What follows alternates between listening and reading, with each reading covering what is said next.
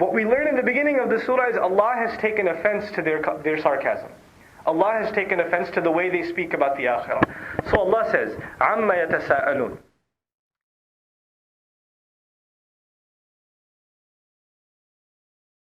So Allah responds, عَمَّا يَتَسَاءَلُونَ عَنِ النَّبَإِ الْعَظِيمِ. And this is a continuation of the question.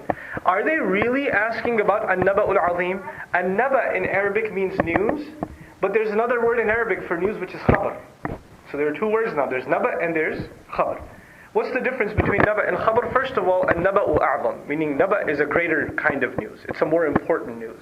That's one difference between naba and khabar. So you don't use naba for anything. Like if you know the store closes at 10 o'clock, that may be khabar. It's not naba. But you know, somebody won the election, or there's a war that started, or something huge happened, that would be considered naba. And that's how it's used in the Quran. So this is the first difference between naba and khabar. The second thing is, naba necessarily has a benefit. Also, it demands a reaction, it demands an action. It's not just something you could say, oh, that's nice, and you sit there. Like naba would be, there's a fire in the building. Right? Now, what does it demand from you? I got to get out of here. Or I got to tell other people there's a fire. Right? So this is another difference between naba and khabar. And when Allah speaks of the next life and resurrection as naba, He's referring to its tangible nature. You know, there are other religions who feel that the afterlife is some kind of a spiritual, intangible kind of thing. But even by the use of the word naba, we know it is real. It's physical, and it's not a state of mind. It's actually a state. It's a place. Anyhow, so this is عَنِ النَّبَإِ الْعَظِيمِ. Are they really asking about this enormous, and now naba is enormous in and of itself, but Allah adds azim to it, as an adjective, as a sifa to it.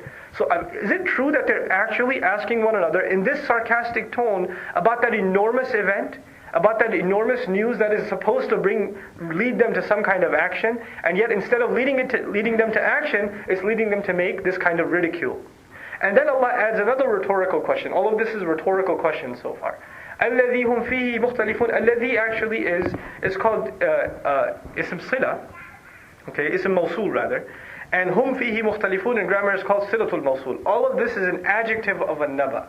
So the next ayah number 3, is actually the whole ayah is an adjective of the word an-naba. The first adjective is al-azim, and the second adjective is alladhi hum fihi mukhtalifun.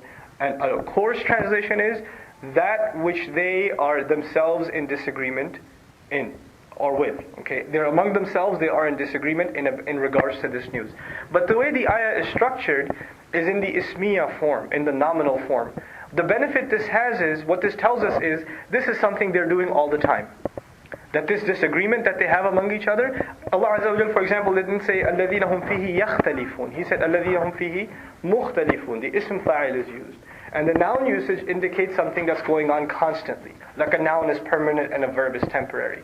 Then the word fihi, this prepositional phrase, is been positioned in between hum and mukhtalifun. Instead of Allah saying alladhina hum mukhtalifuna fihi, which is norm in Arabic, Allah says alladhina hum fihi mukhtalifun. And what this produces is a shock. Is it really about that they are disagreeing among themselves?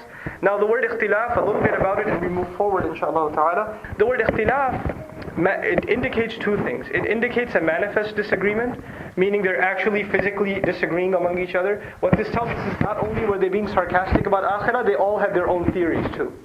Some of them had the idea, okay, we're not going to come back. Some of them had the idea, we're all going to go to heaven. So they have these different kinds of opinions about themselves, but ikhtilaf also means to have a discord or friction within one's own self. What this implies is not only did they disagree with each other, but within themselves there was uncertainty or disagreement. Sometimes they would think this, sometimes they would think that. They're not so sure. It's not like they're adamant about no, for sure there's no afterlife, or for sure we're going to be saved. They're not sure either. They're not sure. So even within themselves there's a disagreement that is taking place, and that's what Allah Azza wa Jalla depicts with these words. Then He says, كَلَّا سَيَعْلَمُونَ ثُمَّ كَلَّا سَيَعْلَمُونَ.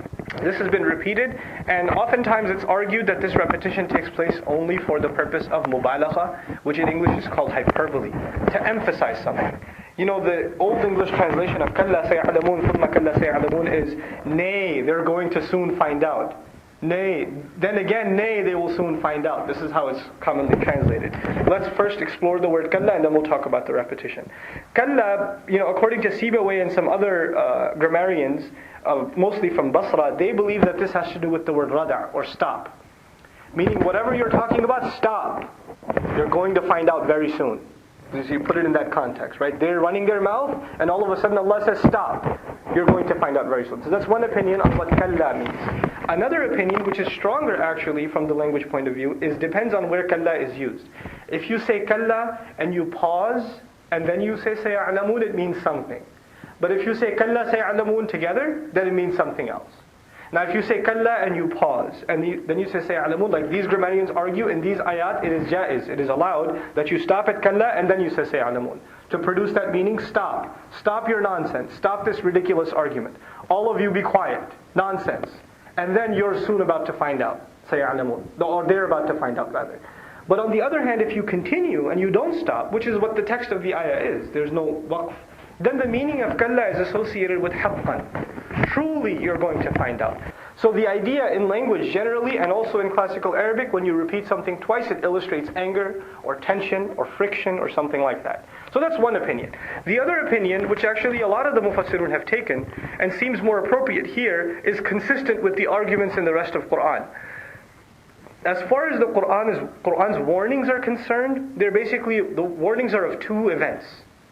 Two things. One is resurrection, the day of judgment, all the events surrounding resurrection.